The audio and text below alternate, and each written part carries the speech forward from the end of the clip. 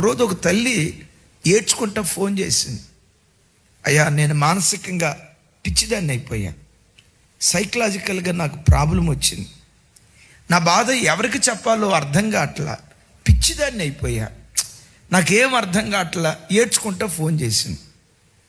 ఏమైందమ్మా, ఏంటి, ఏం జరిగింది అని అడిగాను. ఆ బిడ్డ ఏడుస్తూ ఏడుస్తూ మా సొంత అన్నే మా కుటుంబాన్ని ముంచేశాడయ్యా. సొంత అన్న ఏం ముంచాడమ్మా, ఏం చెప్పుదునయ్యా, మా సొంత అన్న పలానా స్థలంలో ఇల్లు కట్టుకుంటా ఒక పెద్ద అపార్ట్మెంట్ కడతా నా దగ్గర డబ్బులు తీసుకున్నాడు. అలాగే విధవరాలైన మా అక్క దగ్గర డబ్బులు తీసుకున్నాడు. దరిదాపుగా నేను మా అక్క ఇద్దరు కలిసి 1,50,00,000 రూపాయలు ఇచ్చాం. ఆ అక్క చెప్తుంది, సొంత తమ్ముడే మోసం చేశాడయ్యా. అపార్ట్మెంట్ అంతా అయిపోయింది, అద్దెలకిచ్చాడు, బాగా దీవించబడ్డాడు.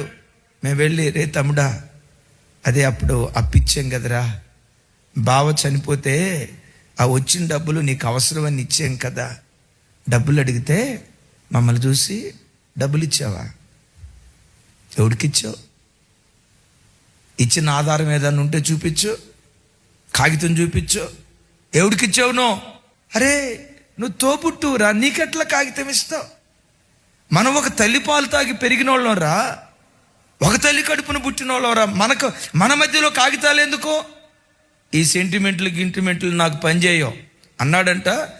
నేను సెంటిమెంట్ ఫెల్లోని కాదు, మీకు సెంటిమెంట్లు ఉన్నాయో, నాకు సెంటిమెంట్ లేదు, నాకు ఇచ్చినట్లుగా ఎక్కడ ఆధారాలు ఉన్నాయి. నా భర్త చూసి, అమ్మ పోతే పోయినాయి అమ్మా, మనం స్థితిమంతులమే కదా, పోతే పోయినాయి ఒక 50,00,000 రూపాయలు అని నా భర్త చెప్తున్నా, సొంత తోబుట్టు ద్వారా ఎంత కుట్ర జరిగితే నేను తట్టుకోలేకపోయానయ్యా.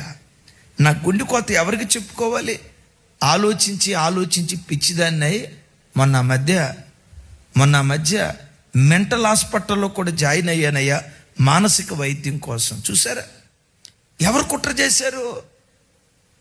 చాలాసార్లు శత్రువుల ద్వారా కుట్ర అనుభవిస్తాం. వాళ్ళు శత్రువులు కదండి, వాళ్ళు పగోళ్ళు కాబట్టి కుట్ర చేశారండి అని అనుకుంటాం.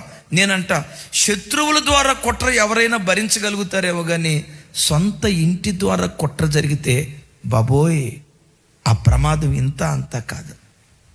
దావీదు ప్రార్థించినట్లుగా, పౌలు వారు ప్రార్థించినట్లుగా కంటికి కనబడి కొందరు, కంటికి కనబడకుండా కొందరు, ఎవ్వరు కుట్ర చేసినా ఆ కుట్రదారుల కుయుక్తులను నేలమట్టం చేసేది ఏదయ్యంటే ప్రార్థన. అలాంటి ప్రార్థన దయగల దేవుడు మనకు దయచేయునుగాక.